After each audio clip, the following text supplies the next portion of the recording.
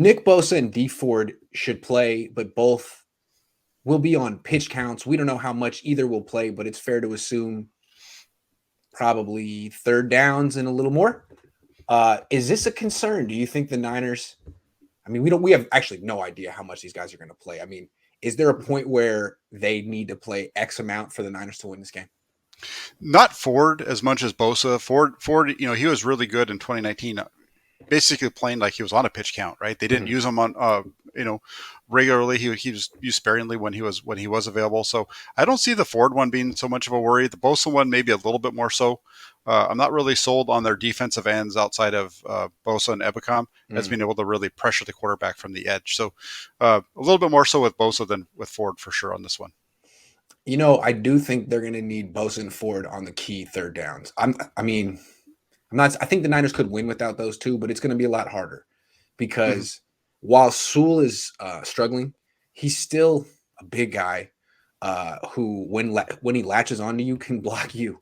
And I think what he's going to struggle with are guys like Ford and Bosa who work edges, who might, come to the inside, get you back to the outside. I mean, that's what's going to mess him up. But Ebicom and Armstead are going to work right into his chest.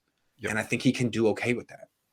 Yeah, especially this week when you don't have a mobile quarterback that's going to be moving around a whole lot. So right, that's definitely an issue, and that's kind of why I said I'm not really so much worried about the Ford piece because I think if you have one of them. As long as and I think we'll see. I think this is kind of a similar situation to what we saw in 2019 because Bosa didn't really play in the preseason that year either because he was coming back from injury. And I'd have to go look and see how much he played in week one of that season, but I would say. He's probably going to get 20, 30 snaps, and that should be probably enough. Yeah, Vish is over here saying Ford on pitch count is good. Bosa shouldn't be because he is special. Yeah, no, and I agree with him. I think that they're going to take it a little slow with him. Yeah, I would think so. That's what I'm saying. I'm sorry. That's why I think that you'll see. Ford maybe play 15 snaps and Bosa, maybe in the 30 range because he's going to be in there. I think you want to have him in there a little bit more on base downs. Yeah, and I think you can get away with playing Eric Armstead at D end against Detroit because Goff's not going to leave the pocket. So, I mean, Armstead's not going to pressure him as much from a D end spot, but he's not going to hurt you there.